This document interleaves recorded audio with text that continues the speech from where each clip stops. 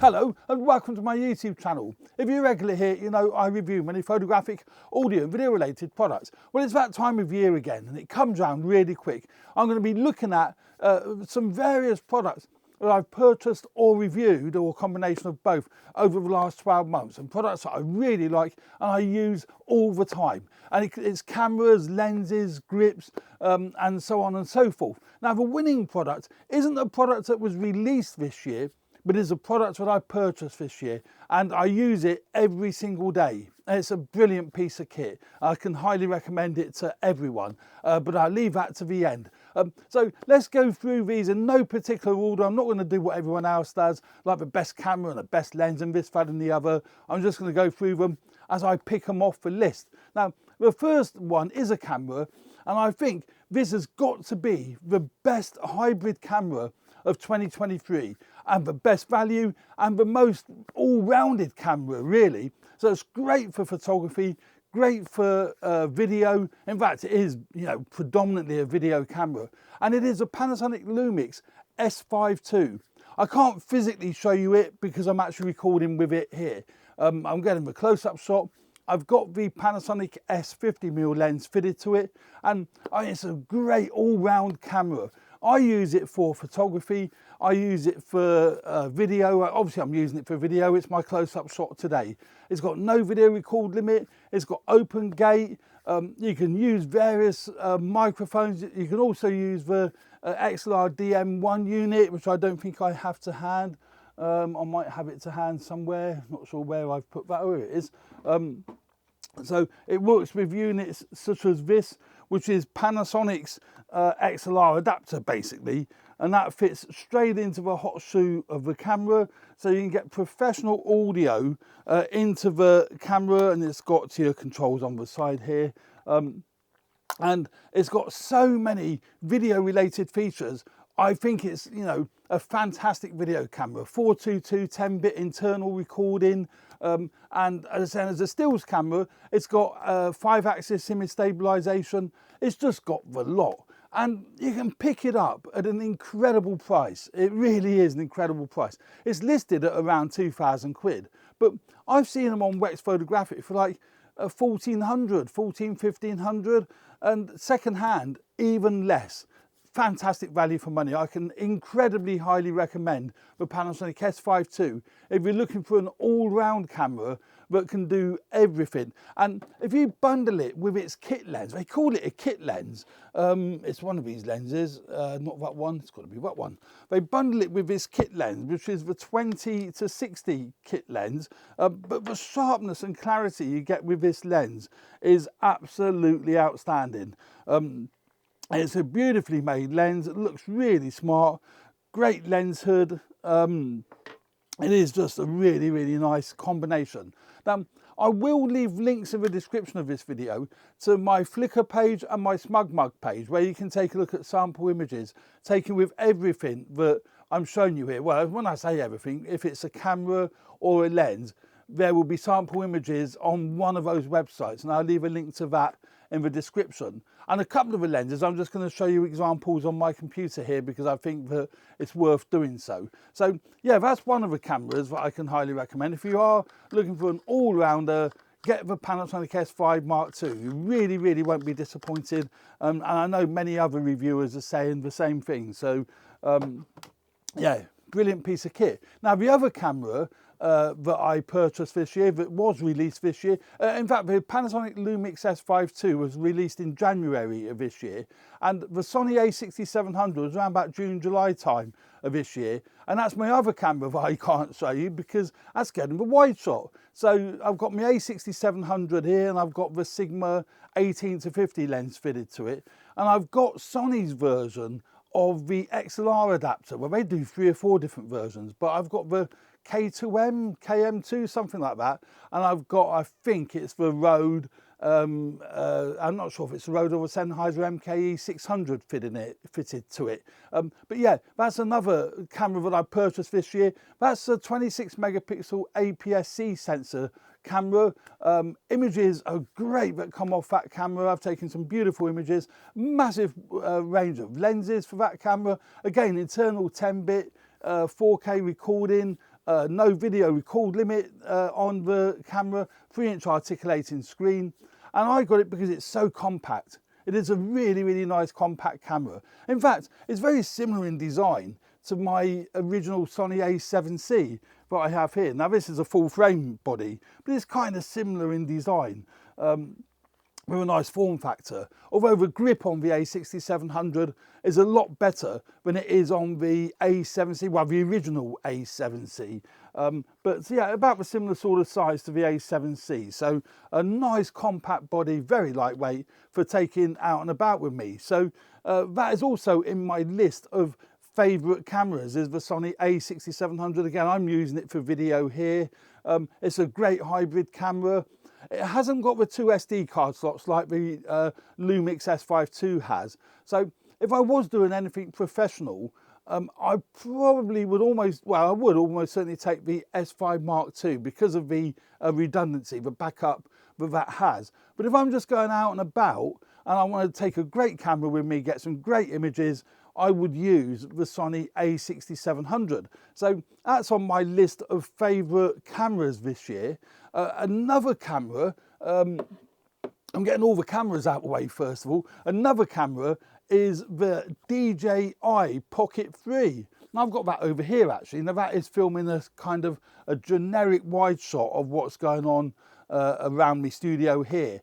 I normally film over at that desk, but I'm filming at this desk because I need more space for all this gear. So yeah, the DJI Pocket 3, what a fantastic piece of kit that is.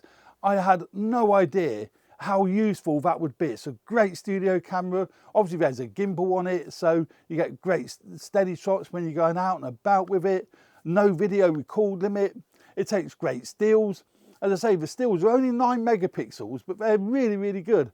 And they're raw as well, so that works out fantastic. And it's got a fixed, it's about equivalent to 19mm lens, but you can digitally zoom in. And that works fine. I've got it digitally zoomed in now to give a slightly tighter shot on this framing. And how I've done that, I've used the app. And I've got the app on my foldable Samsung, is it the S3 Fold, something like that? I'm not sure what it is, but one of the folding phones. And I find the DJI Mimo app is the best app out there. What I don't grasp is what so many people are saying this, and Tony Northrop particularly, is how all the manufacturers can't get the connections between the app and the cameras right. They're fiddly as hell. The Nikon SnapBridge app is pretty decent, that works okay, but all the others are just so, they're not very good. But the DJI app is brilliant. You just turn it on and it works. It really does. It's as quick and easy as that. So if DJI can get it right, why can't the other manufacturers get it right? But yeah, the DJI Pocket 3, that's filming this angle. So, you know, and the image you're looking at is from the DJI Pocket 3. It's not a fantastic image, to be fair, because you can see the lights, and that's really putting a lot of glare into the image. But I mean, that's fine, because it's just purely just to show you, you know, the setup. It's not designed. I wouldn't normally set it up this way. That's what I'm trying to say. I wouldn't have the lights in shot if I was doing something commercial or doing something where I wasn't showing the setup. But so yeah, the DJI Pocket 3, great camera, great as a studio camera. I'm filming it in its standard profile. I'm not using the log profile, but you can set a log profile on the DJI Pocket 3. We've got here the iPhone 15 Pro. It's just a phone, really. But when you're using it in camera mode, the reason why I chose this as one of my favourite cameras of this year is because of its flexibility and what it can do. Now, firstly, you can use it just as it is. You can use it as a smartphone. But if you want to do really professional filming, you can connect it with a USB-C drive, SSD drive. I've got the Samsung T7 fitted into a cage here. Then all I do is use a USB-C lead out of there, straight into the 15 Pro, put it in this cage. This cage just unlocks like that. And then the phone just slides straight inside there. You can put filters on the front. You've got a professional ProRes 422 log profile filming straight out of a phone, straight into the SSD drive. I think that is incredible, and the results are amazing.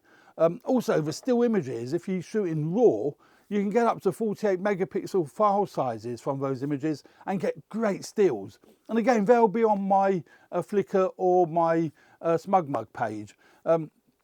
And I think it's great. And if you use something like this, which is also on my list of favourites of this year, the Smart Grip, the Snap Grip, little grip, all you do, just put that on like so. Oops, get it round the right way. Is it that way? That's it. Put that on like that, and you've got yourself a battery's built into this Snap Grip, and it's got a remote trigger. So that will actually fire off and take the photographs. So you can actually use it like a conventional pocket camera. So I think the flexibility with the iPhone 15 Pro is phenomenal because it's got the USB-C port.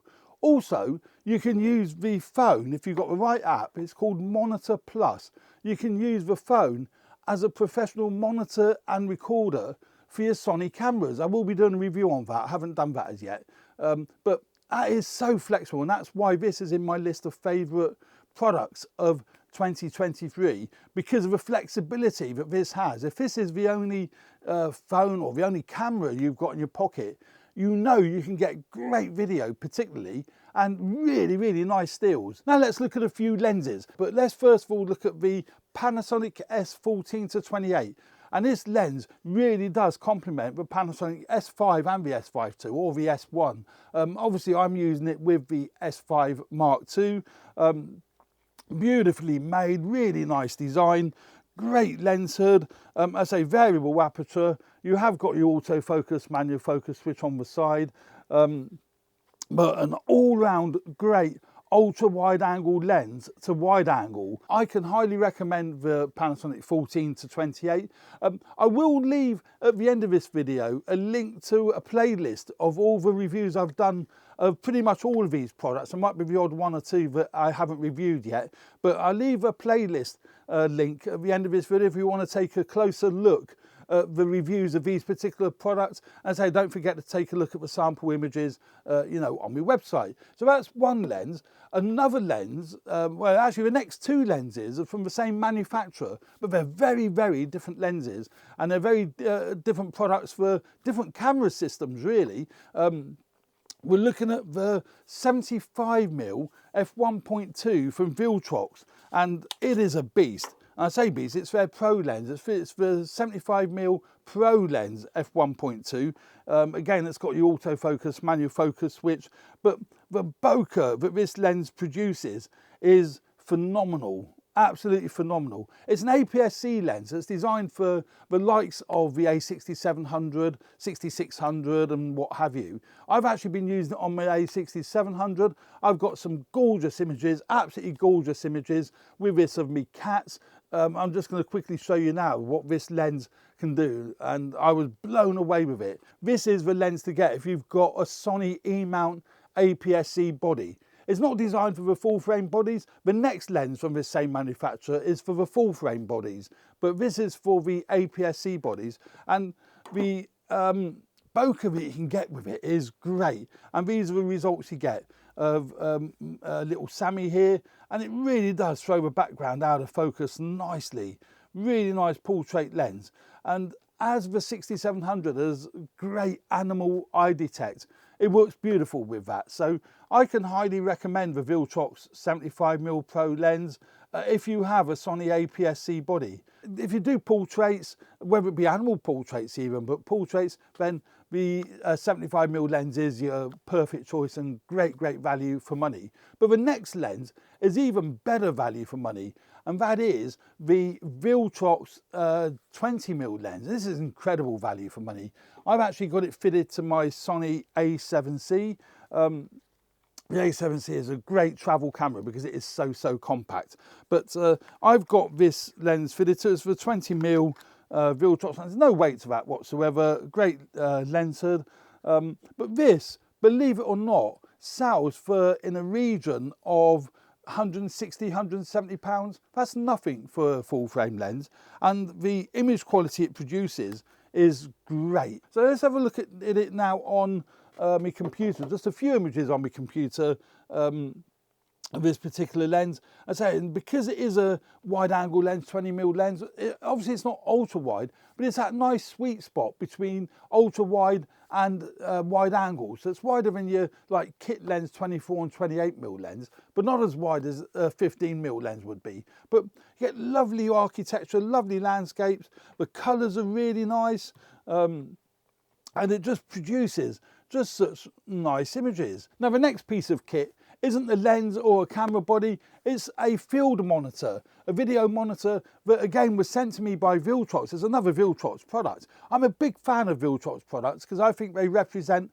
amazing value for money and they're amazing quality. They really are, honestly, they really are great quality. And it is the Viltrox DC550 Pro monitor. I've got it in its bag, it comes with this bag. So it's, you know, really smart. Again, I'm not going to go into detail here because there's a video on this particular monitor, but basically it comes in its bag. And what I like about its monitor is not just its compact size, but it comes with everything you need. So it comes with the Sony style battery, it comes with the little grip, not grip, the little clip to put it on the camera or tripod or whatever. But the great thing with it, it's got a very high nit rating, so it will work in bright sunlight without any issues whatsoever.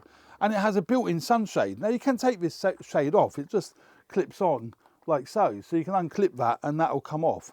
But with its built-in sunshade, absolutely brilliant monitor, touchscreen. So you can move around with different functions, and it's got all your focus aids that you need.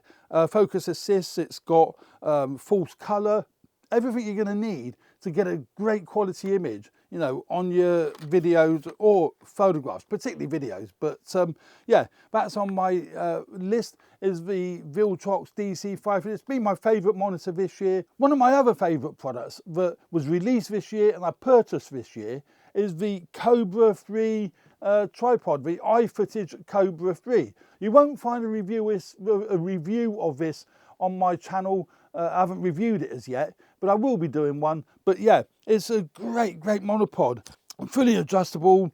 It's got a pedal thing on the bottom there for adjusting the center of it, and that'll clip back into the center once you've got it in the center. I've fitted a Manfrotto ball and socket head, really great levers for adjusting the height. It's just an outstanding monopod. I love this monopod, and I use this when I'm filming outdoors.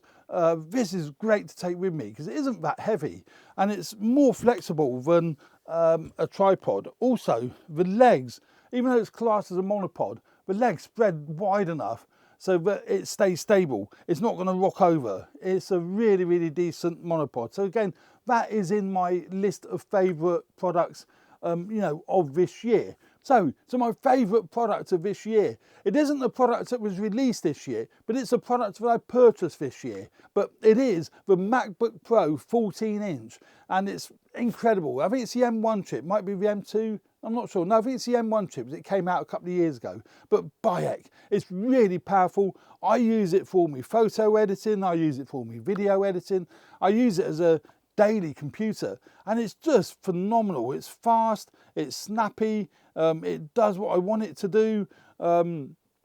Yeah, it's a great piece of kit, very compact, nice and lightweight, and Apple have reintroduced the SD card slot on it. So for me, because I'm using cameras obviously all the time, I'm using all these cameras, and we've all got, apart from the DJI Pocket 3s, that's micro SD. Yeah, it's a great product. I love the product. I think it's fantastic. It's regularly used all the time. Beautiful screen, really nice product. I love the MacBook Pro 14-inch. So there we go. that's it for 2023. That's my favourite gear of 2023, particularly my MacBook Pro, because it's used all the time in both my YouTube channel and my other businesses. It's on every day of the week. So there we go. Thanks very much for watching. Stay tuned for more videos relating to video photography, podcasting, so on and so forth. And don't forget to take a look, follow the links in the description of this video if you want to look at some photographs. And don't forget to take a look at the playlist of individual reviews of most of this gear. So thanks very much. Cheers for now. Bye.